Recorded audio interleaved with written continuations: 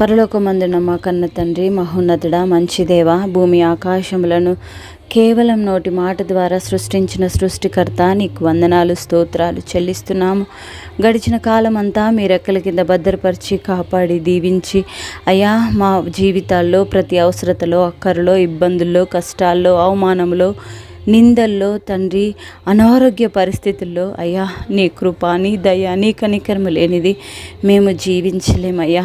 ప్రతి పరిస్థితిని మాకు దాటింపజేసే కృపను, దయను, కనికరాన్ని చూపి ఈ రీతిగా సజీవులుగా ఉంచి నీ పాద సన్నిధిలో ప్రార్థించే కృపనిచ్చిన విధానాన్ని బట్టి మీకు వందనాలు. గడిచిన కాలంలో తండ్రి, మీకు ఆయాసకరమైన జీవితం మాలో ఏమైనా ఉన్నదేమో అయ్యా పరీక్షించండి. అయ్యా మాకు తెలియచేయండి, మాతో మాట్లాడండి. అయ్యా మేము మీకు ఆయాసకరమైన జీవితమును తీసివేసుకునే కృపను మాకు దయచేయమని కోరుకుంటున్నాము. ఇదిగో నూతన సంవత్సరంలో నాయన అడుగు పెట్టబోచుండగా నీ కృపను తోడుగుంచండి. అయ్యా ఏది ఈ పరిస్థితి ఎలా ఉన్నప్పటికీ నాయన నీ యందు వెనుతీయని వారముగా మేము ఈ లోకంలో జీవించే కృపను మాకు దయచేయండి.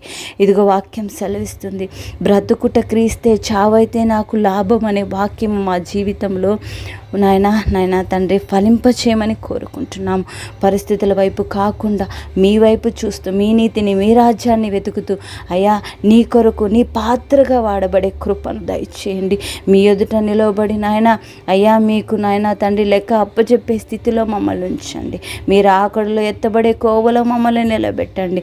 నాయన మీ చిత్తానుసారముగా మా జీవితాలు సాగింప చేసుకోవడానికి మీ కృపా దయా కనికరమును దయచేసి మీ వాక్యమును మాకు వెలుగుగా మా జీవితంలో ఉంచుకొని నాయన మీ చిత్తానుసారముగా మా జీవితంలో మేము వేసే ప్రతి అడుగు, ఆలోచన, తలంపు, ఊహ, ఉనికి ఉండులాగున సహాయం చేసి కేవలం మీరు మాత్రమే మహిమ పొందమని ప్రభువైన యేసు నామమున అడిగి పొంది ఉన్నాము తండ్రి.